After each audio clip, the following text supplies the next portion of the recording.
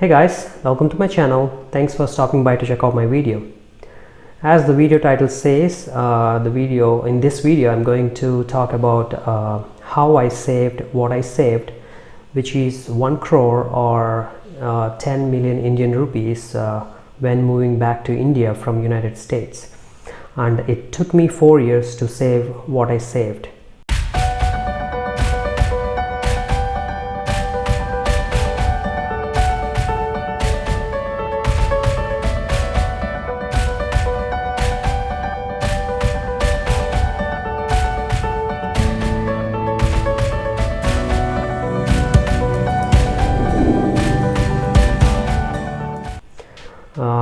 Before jumping into the discussion, let me show you guys some of the video highlights and then I'll come back and make the discussion.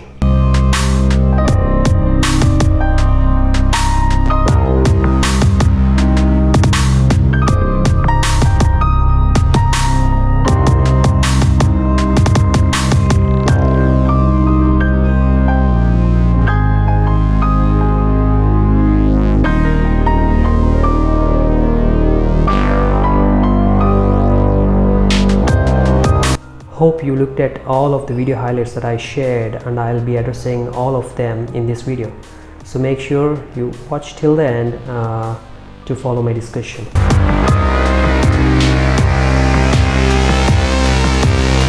I think most of us agree that finances play an important role in everyone's life these days, and I also understand that everyone has their own style of dealing with their finances.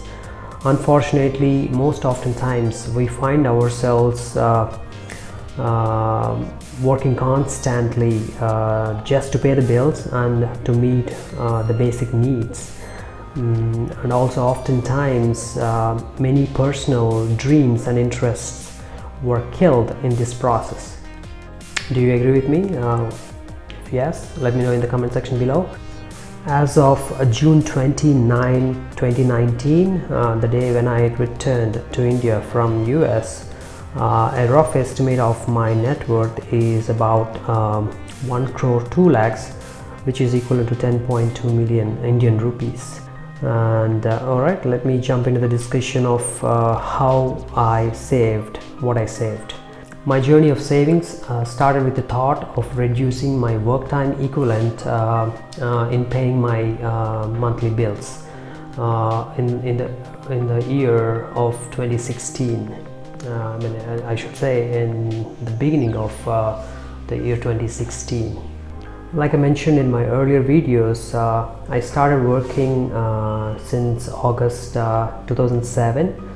And it was not until late 2015 I started saving anything. So it was almost 8 years of me working and receiving a monthly paycheck, but have not saved any money. So you may ask why, and I asked myself too the question, why didn't I save for almost 8 years? If I remember correct, I had the thought of starting to save some money when I started doing my PhD, but when I did my research, the bank that I have an account with offers very little interest rates. What does that mean is, it doesn't really matter if you save or didn't save at all with that bank. So I think if I remember correct, so the annual interest rate that they are offering was about 0.07%. I believe it was very low. So when I calculated what I would be earning for every $100 that I saved with the bank, it was almost little to nothing. So I dropped the idea of putting any effort to save any of my funds at that time, and I didn't worry much about saving afterwards. And I continued doing my PhD, and I finished my PhD. And when I got my first full-time job, things started changing slowly. So after finding a job, of course, you'll be earning a little more than usual when you are a student. So first I made sure I paid off all my debts during my school. That got accumulated during my school time. And then as I started seeing more money after paying all of my debt, is when I started thinking again, okay, all right, I have this money sitting around in my bank account, so why not do something about it and maybe open a savings account and start earning some interest on that money rather than keeping it sit there and doing nothing for me. So I'm glad that I happened to have a discussion with one of my friends in Stillwater, and during the conversation it just happened that I told him that I'm interested in saving or interested in opening a savings account with any bank that pays good or better interest. So my friend told me about an online bank. So at that time, that is I think early 2016 is when I got this information about this bank, and at that time this bank was offering 1% interest rate, which is significantly higher than my school bank account or any other bank account that I possessed at that time. So all right, I opened a new account with that bank. It didn't take me much time to open a new account with them. So within a day or two, my account was open and fully functional, and I started putting the funds in this newly created bank account. Now that my money is earning 1% annual interest, and I started seeing the interest deposited each month into my account. So one of the ideas that or one of the thoughts or ideas, you can see that as an idea, is that as I receive a monthly interest deposited into my account from whatever I saved in my bank account, so I started looking at that interest income as a new income or additional income, and this is how I related that additional income with. So at that time, the highest amount of bill that I'm paying is my monthly apartment rent, which is about $850 or something. And it is way above what I used to pay while I was a student in Stillwater, Oklahoma. So my focus here is, all right, okay, I'm paying way high or way too much rent here.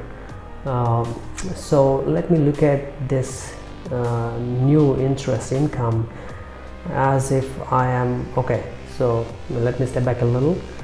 So earlier, whatever paycheck that I'm receiving, I'm paying the rent from the paycheck that I'm receiving each month. So that means I am working to pay the entire rent. In other words, all my work time equivalent is going towards paying my monthly rent. So my thought here is, when I started getting this new additional interest income, so my approach here was, all right, so I received this, let's say for example $10. Just coming up with some number here to begin with. So initially you put very little amount and then you start adding more and more later. So let's say for example I received $10 in monthly interest, and I pay the rent $850.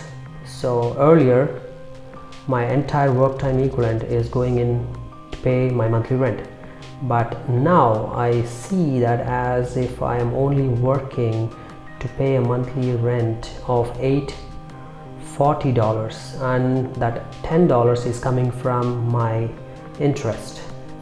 So that thought kind of kept motivating me to save more and more and start seeing a reduction in my work time equivalent in paying my monthly rent.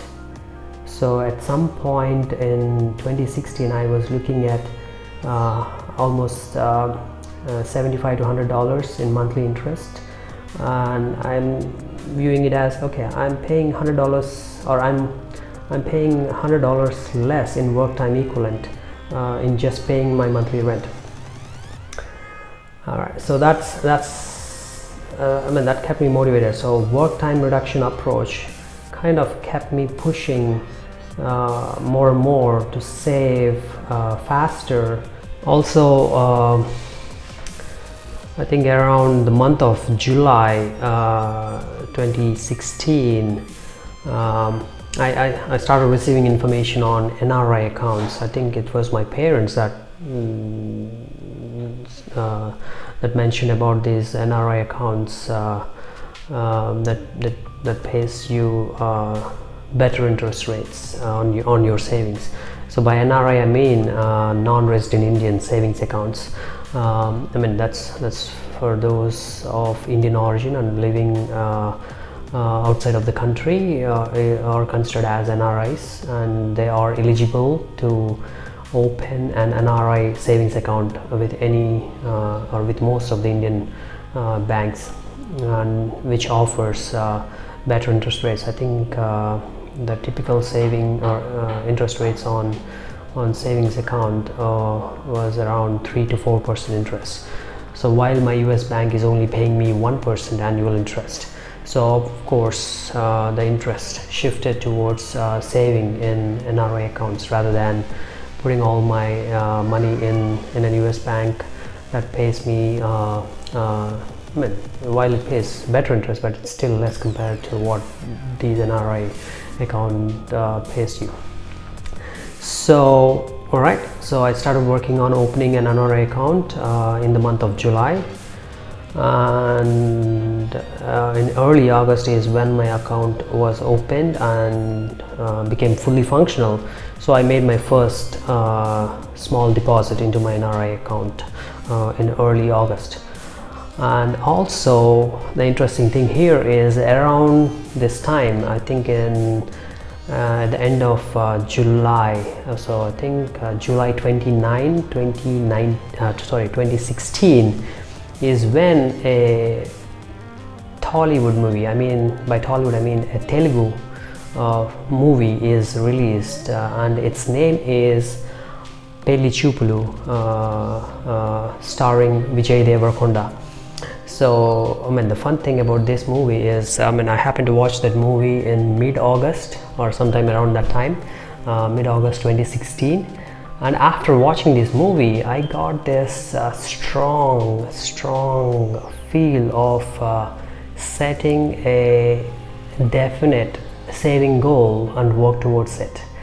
So by that I mean, so in that movie the lead role or lead actor, which is Vijay Deverakonda, so in that film his role kept stating that, okay, if I have 1 crore or 10 million Indian rupees, I'll open up a fixed deposit and I'll live forever, or something like that. So in that sense he kept saying such statements in that movie, and I was like, okay, what is he talking about?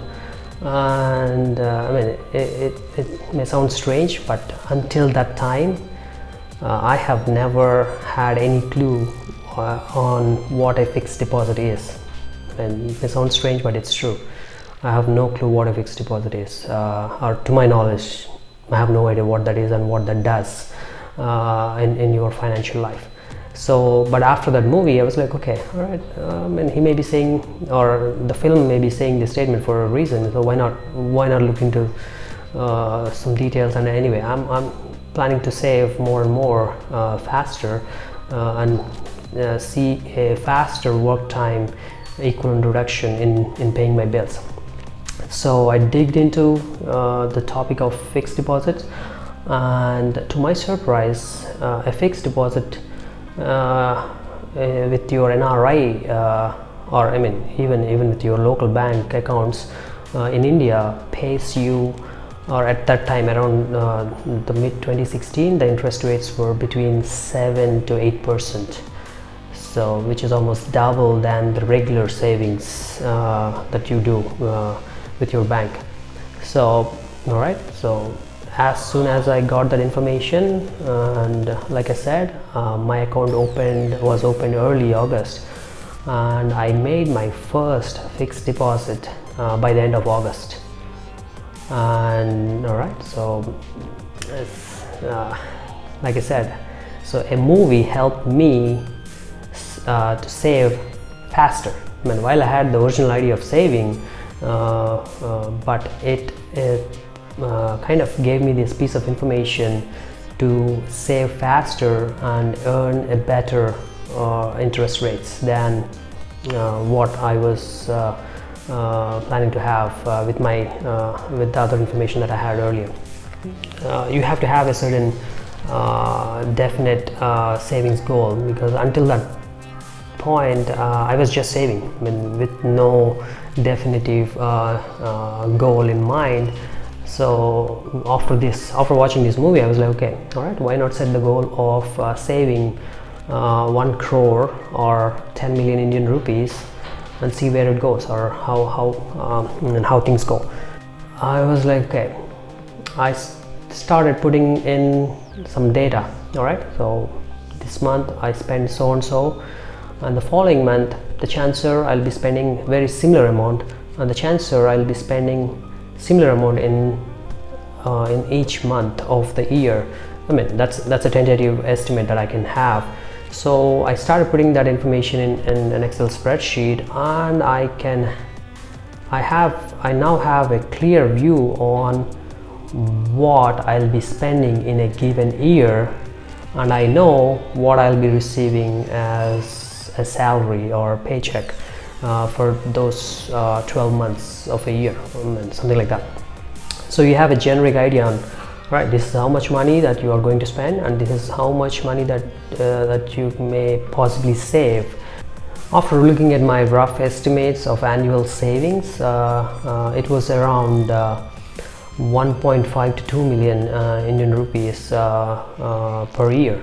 So with that annual savings, it would take me about 5 years to meet my set goal of 1 crore or 10 million in savings. So that gave me an idea. Okay, all right, this is how I should work, and this is how much time it would take for me to save this much money. So I started saving actively, and I'm trying to put that savings money into my NRI accounts, and kept opening multiple fixed deposits with my bank account. So even at that point in time, I was only looking at my work time reduction equivalent.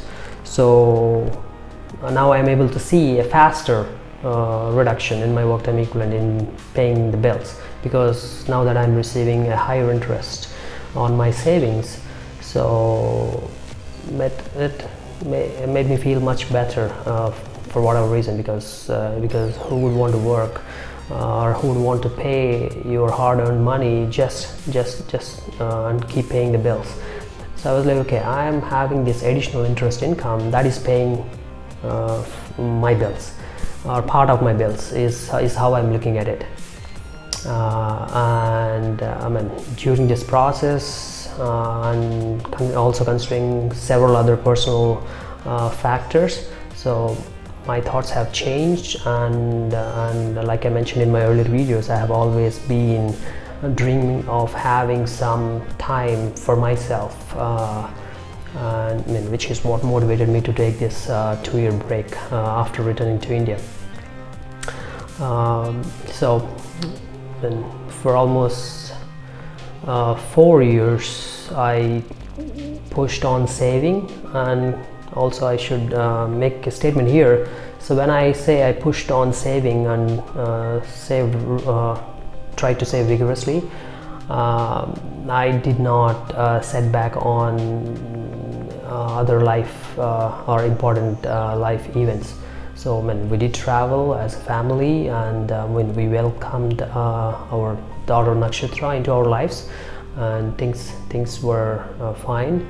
And I simultaneously did my journey of savings during this period of 4 years. So from 2016 to so even though I can say it was partly my earnings from 2015 to 2019, so it was about 4 years of savings or active savings.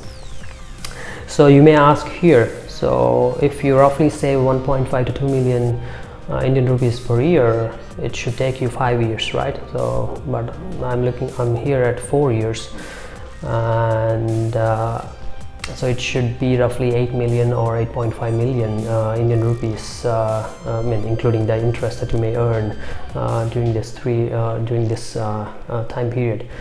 So because my earlier intention was to move back to India in 2020, but like I said, many other personal factors played a role in making me decide to move back a year ahead, and I was under the impression, oh no, I wanted to make this 1 crore, but I'm only at 8 or 8.5 million Indian rupees instead of reaching 10 million. So I was somewhat disappointed for some time after making the decision of moving back in mid 2019. So somehow another interesting was somehow I did not take into account my retirement funds that my employer and I myself was putting some funds into my retirement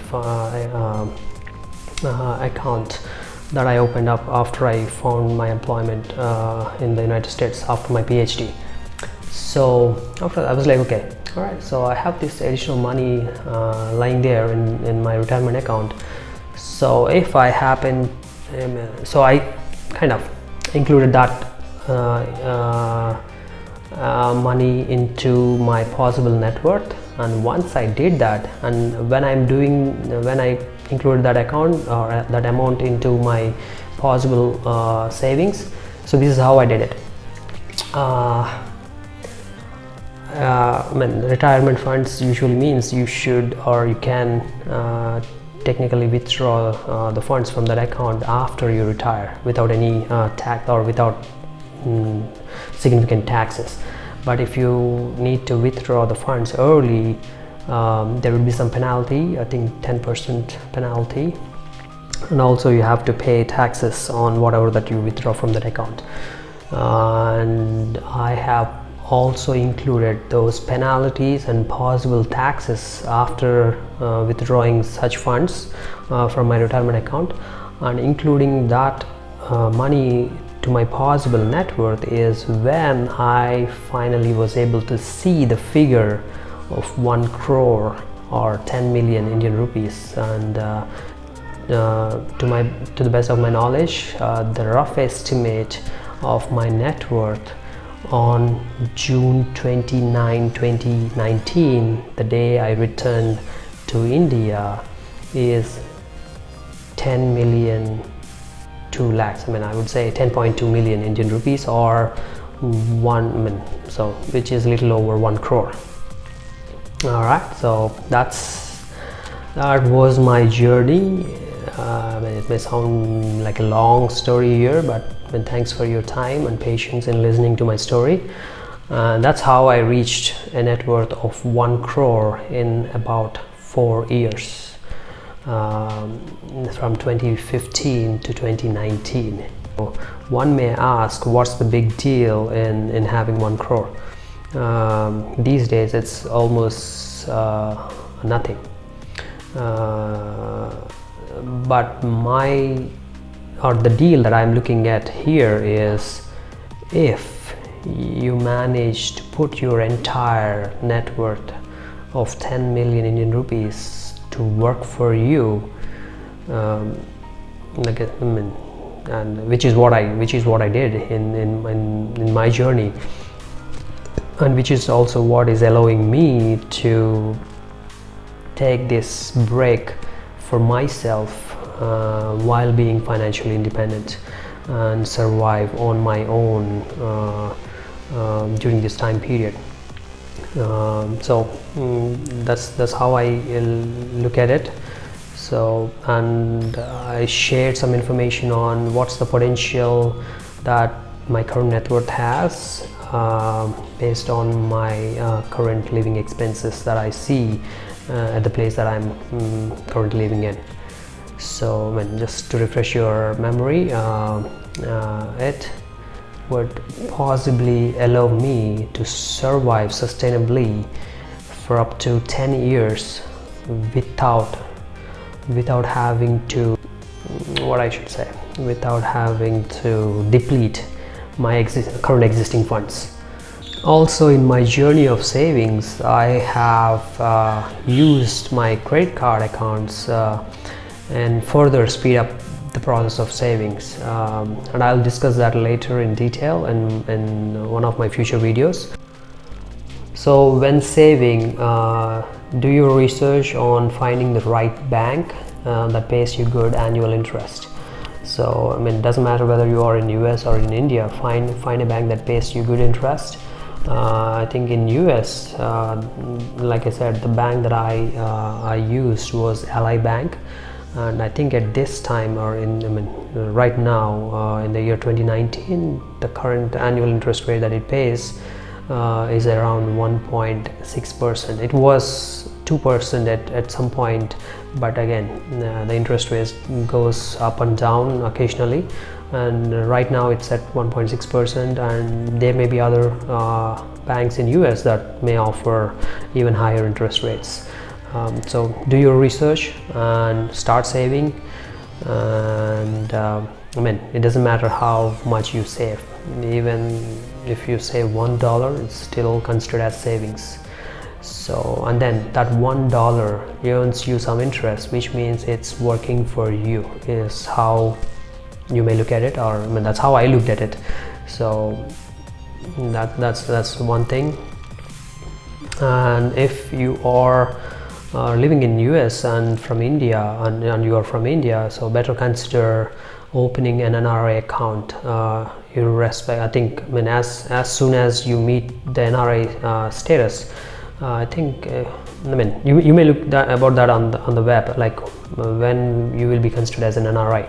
So if you meet the NRI status, and I would suggest you open up an NRI account as soon as you are eligible to, and it doesn't matter if you are a student, so you can still open up one and start saving, I believe.